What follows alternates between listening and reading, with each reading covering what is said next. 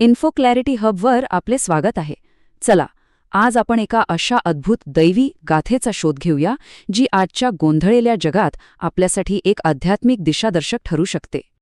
कधीकधी असं होतं ना की आजच्या धावपळीच्या आयुष्यात एक प्रकारची अस्वस्थता, एक दिशाहीनता जाणवते. गंमत म्हणजे ही भावना काही फक्त आपलीच नाहीये. हजारो वर्षांपासून मानवाला हाच प्रश्न पडलाय.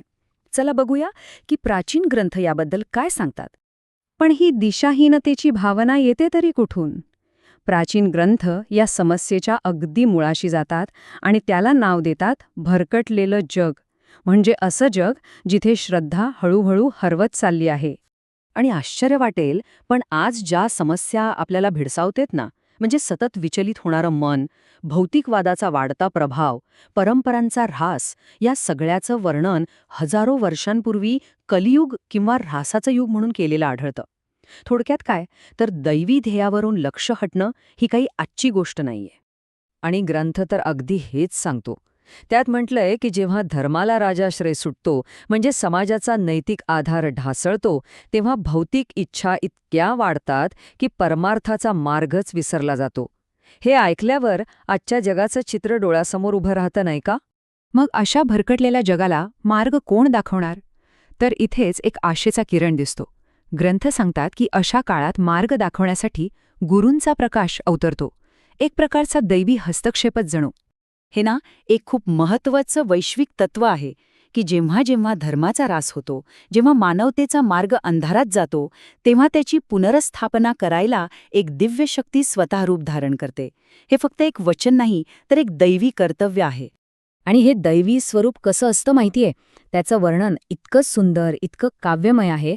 पावसाळी ढगांसारखं शांत, कमळाच्या पाकळ्यांसारखे विशाळ डोळे आणि हृदयावर कोटी सूर्यांपेक्षाही तेजस्वी रत्न. हे वर्णन ऐकतानाच आपल्या डोळ्यासमोर एक दिव्य रूप उभं राहतं, जणू काही साक्षात तेजच पृथ्वीवर अवतरलं आहे. तर मग हे दिव्य वर्णन कोणाचं आहे? हे आहेत अक्कलकोटचे श्री स्वामी समर्थ महाराज.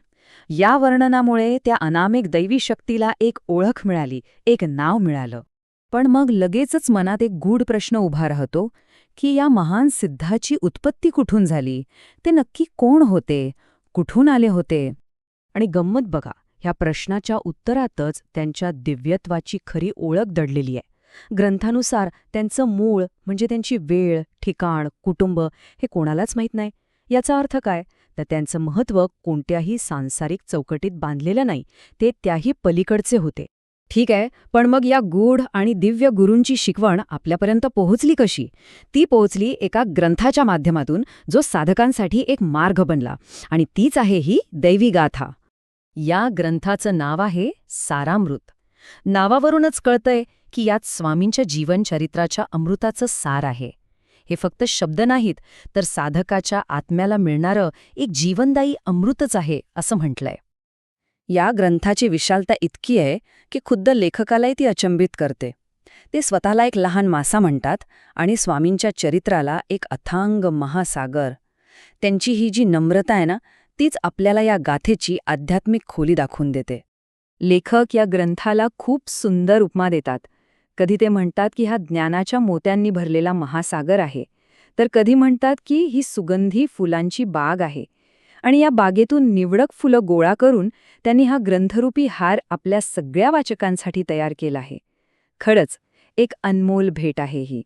पण आता एक महत्त्वाचा प्रश्न, या हजारो वर्ष जुन्या गाथेचा आजच्या धावपळीच्या आयुष्यात काय उपयोग, बरोबर ना? तर हीच शिकवण आजच्या आधुनिक साधकासाठी एक कालातीत दिशादर्शक कशी ठरू शकते, चला ते पाहूया. तर मग या ज्ञानाच्या सागरातून मोती बाहेर काढायचे कसे?